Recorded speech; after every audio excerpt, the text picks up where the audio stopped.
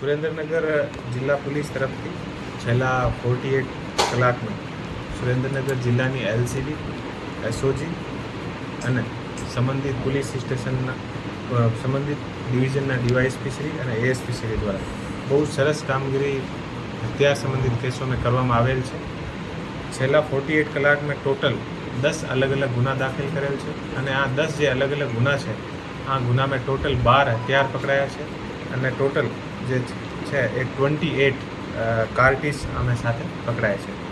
Total જે 10 ગુના દાખલ થયા છે, આમાં ઘણા બધા આરોપી પકડાયા છે અને એ જે આરોપી પકડાય છે, આ આરોપીનો જે ભૂતકાળ જે છે, આમે પણ એ લોકો ઘણા બધા ગુના કર્યા છે. ટોટલ જે ગુના થયા છે, આમે 3 ગુના જે છે એ થાનગઢ પોલીસ સ્ટેશનમાં દાખલ થયા છે. એ જે થાનગઢ પોલીસ સ્ટેશનમાં જે 3 ગુના દાખલ થયા છે, આમાં મેહુલ ઉર્ફે ટેણો મુખ્ય આરોપી છે અને એ લોકો જે છે એ મધ્યપ્રદેશથી અલગ અલગ હથિયાર લઈને આવ્યા છે. આના અલાવા એક ગુનો જે છે એ જોરાવરનગર પોલીસ સ્ટેશનમાં દાખલ થયો છે. આમાં જે આરોપી છે, આનું નામ છે જોગી ઉર્ફે મહેશ અને 5મો જે ગુનો છે એ ચૂડા પોલીસ સ્ટેશનમાં દાખલ થયો છે. આમાં જે આરોપી છે, આનું નામ છે પ્રવીણભાઈ.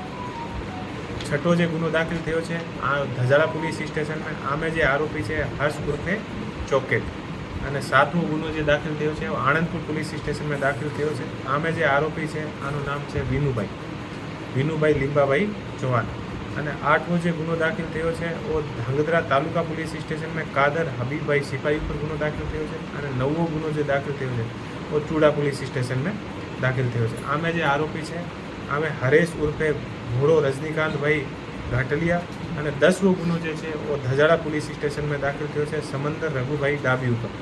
ટોટલ 10 ગુના દાખલ થયા છે, 12 હથિયાર પકડાયા છે અને 28 જિંદા જે કારતૂસ છે એ પકડાય છે.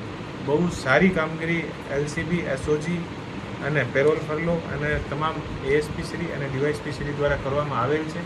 48 કલાકના અંદર આ જે ડ્રાઈવ છે અત્યારે આગળ ચાલુ છે અને આગળ પણ પોલીસને ઘણી બધી લીડ એવી મળી છે. આને ઉપર અત્યારે કાર્યવાહી ચાલુ છે.